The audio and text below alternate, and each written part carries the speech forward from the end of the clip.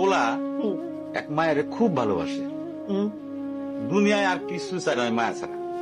আচ্ছা, কিন্তু মায়া পোলাডারে পছন্দ করে না।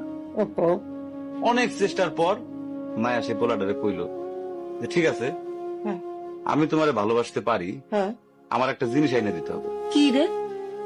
পোলাটা তখন কইল যে তোমারে পাওয়ার লিগা আমি দুনিয়ার যে কোনো জায়গা থেকে যে কোনো জিনিস এনে দিতে পারি। হ্যাঁ হ্যাঁ, মায়েরা তখন কইল তুমি তোমার মায়ের কইলজাটা আমার আইনা দাও। কি ক- কি ক- কি কি- কি- মনে হয় না? কি গল্প শোনালি দিদু? পোলা তখন দৌড়াইতে দৌড়াইতে তার মায়ের কাছে গেল, হ্যাঁ মারে যায় কইল হ্যাঁ মা আমি একটা মায়ের ভালোবাসছি, আমি তার ছাড়া বাঁচুনি, হ্যাঁ, কিন্তু ওই মায়া আমার একটা জিনিস নিয়ে যাইতে কইছে, সেটা হলো তোমার কলিজা। তুমি যদি তোমার কলিজাটা আমার দাও, ওই মায়াটা কলিজাটা পাইলে আমার ভালোবাসবে। মা তখন কইল তুই আমার একমাত্র বুকের ধন, তোর সুখের জন্য আমি সবকিছু করতে পারবো।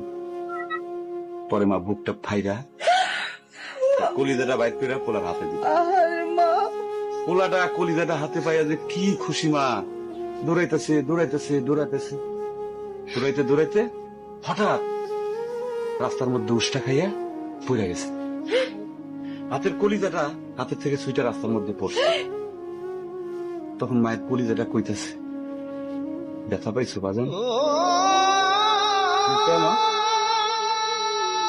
কোন মায়া যদি এইরকম কয়, সেই মায়ের আমি, আমার মনে হয় জগতের সব মায়ে একরকম, মা আমি পারো না, মা আমি তোমার ছাড়া আমি থাকতে পারবো না, মা।